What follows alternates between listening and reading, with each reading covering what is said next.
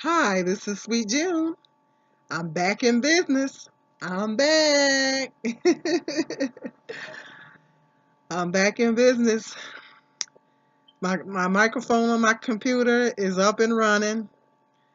Now I am so excited that I worked the kinks out. I'm back up and running because I was getting kind of bummed out not being able to do my videos. So I'm gonna be looking to get another computer here pretty soon. But in the meantime, I'm glad that very grateful that I'm back and up and running. I hope everybody's doing okay.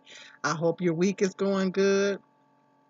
I am a little bummed out. This is a job journey update. I'm a little bummed out. First of all, my engine blew on my truck. So I have no transportation. Now, if any of you ever done home care before, you know what I'm talking about. This is not an industry where you can be without a vehicle. This is not home care is not the industry where you can go without a vehicle. I mean, when I worked at the daycare, I could actually the daycare was literally down the street from way down the street, but it was down the street from my house, and I could catch the bus, go around the walk around the corner, hop on the bus, and I wouldn't even have to do a transfer because it was right on that same bus, that same bus. All I had to do was literally ride the bus down the street. So so that I was able to do that. But this job, it's a challenge. I mean, I actually have um, a couple of clients that actually have three clients that's within walking distance. Like the client that I have to go to tomorrow, she is literally around the corner from me, literally just around the corner. So I have a couple of clients that is in walking distance, like two or three clients that's in walking distance. So that's good. But I have one client that's like way on the other side of town, and the bus doesn't even. Because I mean, if you guys, any of you live in a small city, I live in a small city, and if you live in a small city, you know what I'm talking about. There's certain areas where that's outside the city limits that the bus will not go, that they just don't go that far, and so the bus only goes to the store, to the Meyer store, and that's as far as it goes. And the client lives beyond that. So the agency, they've been getting me there. They've been picking me because they told us to say you don't have transportation. We transport you to your clients. So they have been transporting me. I try not to bother them too much and try to get there the best I can. But there was times where I've had to have them take me, drop me off out there, and so it's just been and my son, he's been dropping me off, but he can't drop me off at the client's house because of confidentiality. He has to drop me off like down the street, and then I'll walk the rest of the way. So I mean, it's just been a challenge to me. It's just really, I'm trying not to have anxiety. I'm trying not to get stressed out. I'm trying not to worry. Trying to pray and give everything to Jehovah God. My son, my youngest son, he has a car that's kind of been sitting in our yard for quite some time, and he hasn't been able to get it up and running. So we're trying to see what we can do to get the parts necessary for that car so we can get that fixed and get it up and running.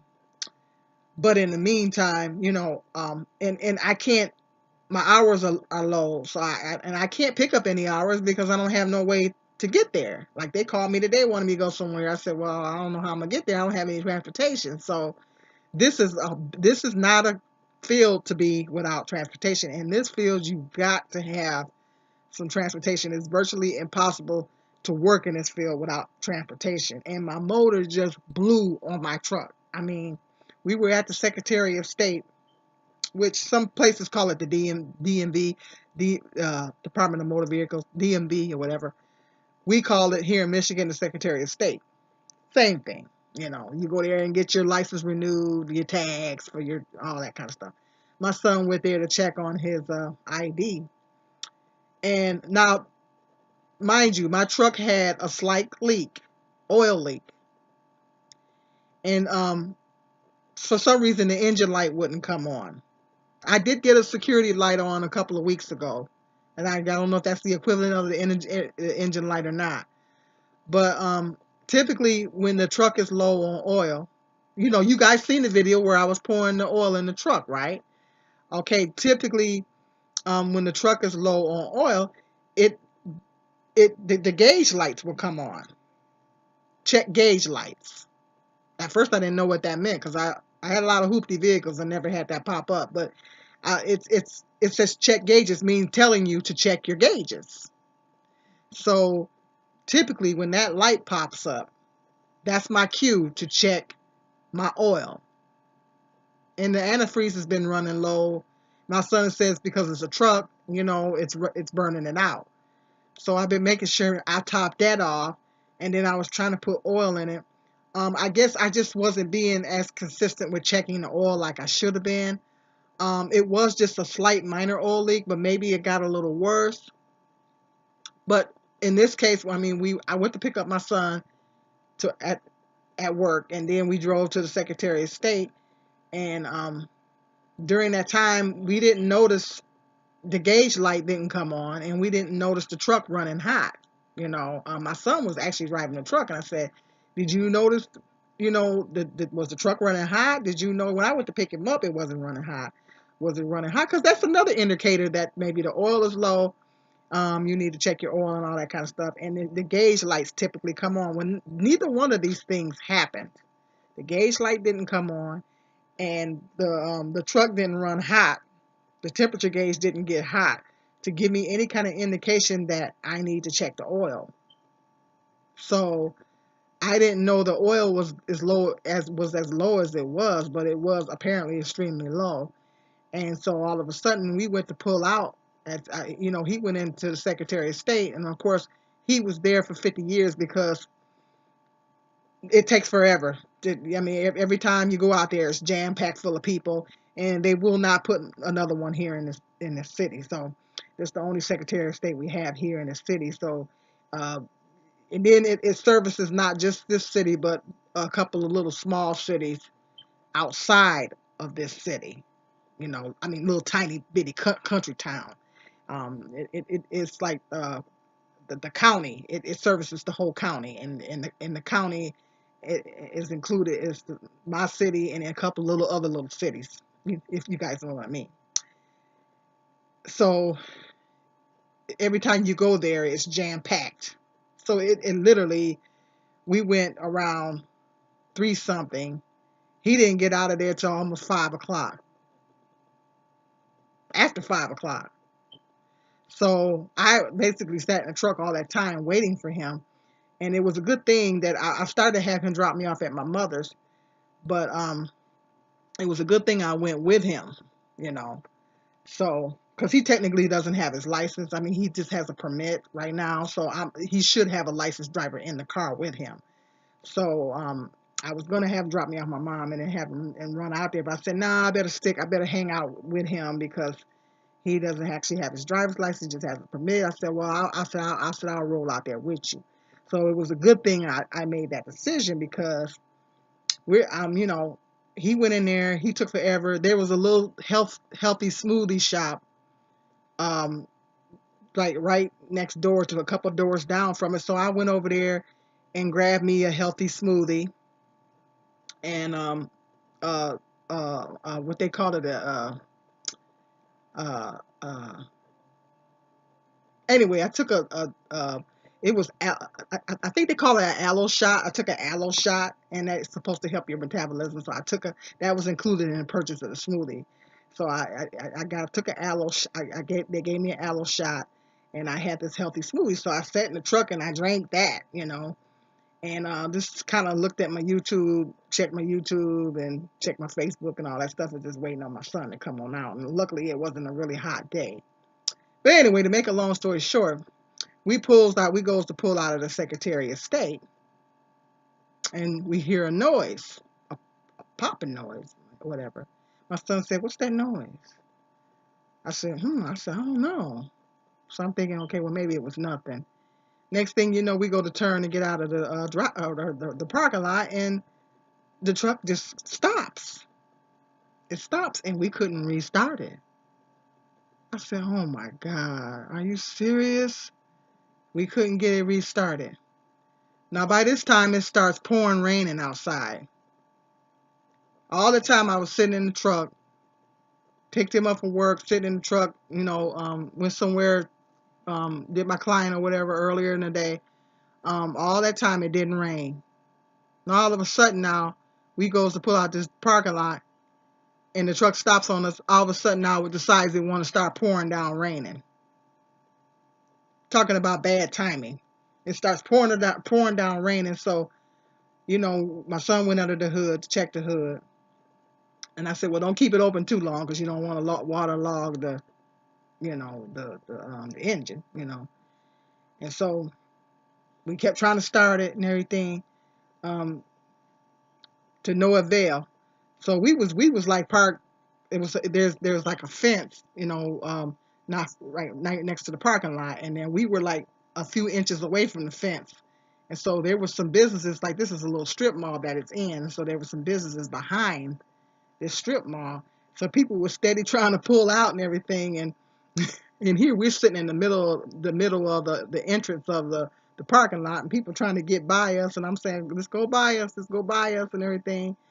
And so it was just really a hot mess. And so we winded up, thank God because I have State Farm, so, and we got free towing. So thank God I had the towing number on my phone, the emergency towing number on my phone. Because if you don't call State Farm to get they'll set it up for you and everything, and you ain't got to pay anything out of pocket. But if you don't have that, you got to call the tow company and pay the tow company, pay it out of pocket, and then you take the receipt to them and they reimburse you. So I ain't had no money to do that. So thank God I had that number on me.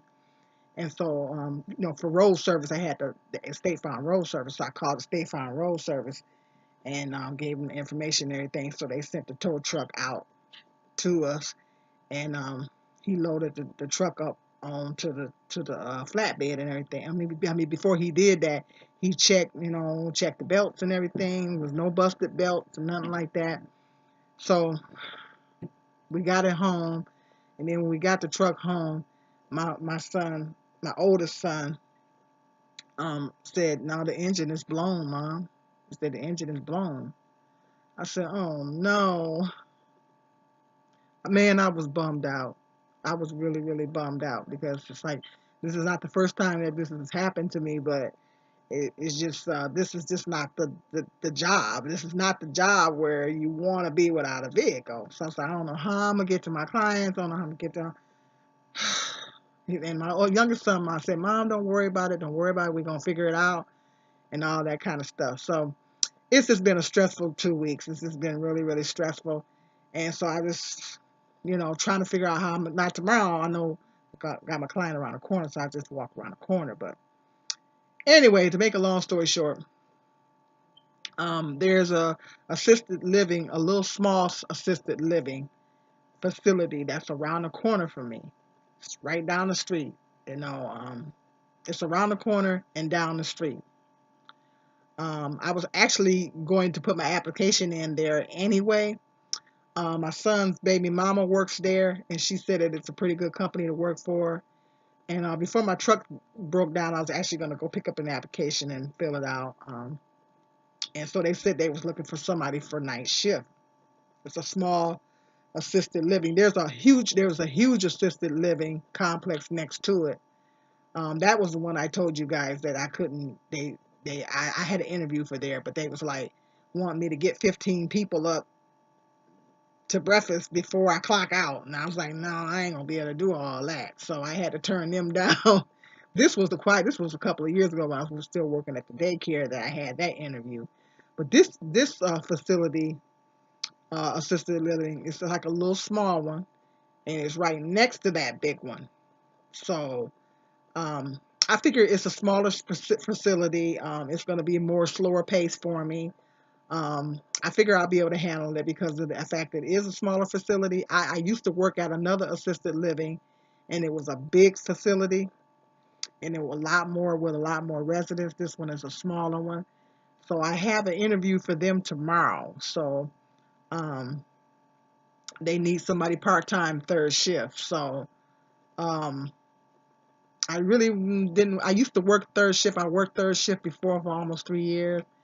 wasn't really too crazy about going back into third shift because I'm kind of on a schedule as far as my diet. And I said I don't want to wreck my diet. I have to try to figure out how I'm gonna do this thing. And sometimes when you work third shift, it's like you get kind of confused as to what time to eat. So I had to figure out. I thought about it. I said I'm gonna try to stay on the same schedule, but just take some little snacks to work with me to keep my blood sugar don't drop too low. You know. So I would have preferred to have first shift. Not that I'm a morning person, but it'll help me to be more on schedule with my diet and more on schedule with other things that's going on with me too. It's just a better shift all around. I mean, I don't have little kids at home anymore, but it's first shift is just a better shift all around because you get up you got to get up really early in the morning, but then you get your shift out the way. You get off early enough to where you can go take care of your business. I can get my workout in and all that kind of stuff. So third shift, I like third shift. I just wasn't too crazy about going back to third shift right now. And then it just throws off your sleeping patterns and all this kind of stuff. But right now, I'm in a position right now to where I'm looking at, well, I was getting ready to change jobs anyway because um, the gas prices are going up and they're not going down, and it was getting a little bit harder.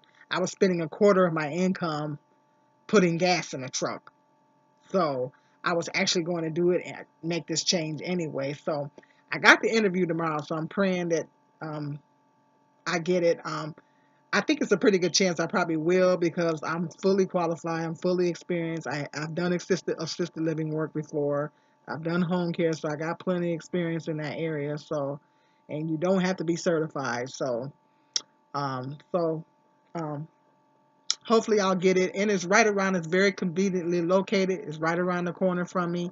So, I can walk. I can even walk.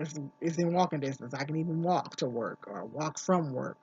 So when I get this, I can go back to working full time, and then I can probably save some money up to try to get another vehicle. But it's another setback in life. I've had so many setbacks in life, and I've had to start over so many times in my life. So, I mean, it's nothing new to me. It's really the same stuff, different day, same old bull, different day. But it's the problem. The thing is now is that I'm getting older, and I'm just over it. But I know that's how life is. I'm just trying not to stress and trying not to worry and everything like that. But leave it in Jehovah God's hands. He's always made a way before, and I know that He's going to make a way for me now. So I'm not going to stress too much. So, but that's my job journey update. Um, Sorry about the long-windedness, but that just really threw me for a loop when the truck went out. When the motor got blown on the truck, it just kind of really just threw me off. It just totally unexpected. So now I gotta, you know, I'm really gonna miss that truck. That was my, I called it my mobile office. But it is what it is. I gotta do the best I can now. Well, I got some more interesting video topics coming up. Stay tuned. This is Sweet Jim.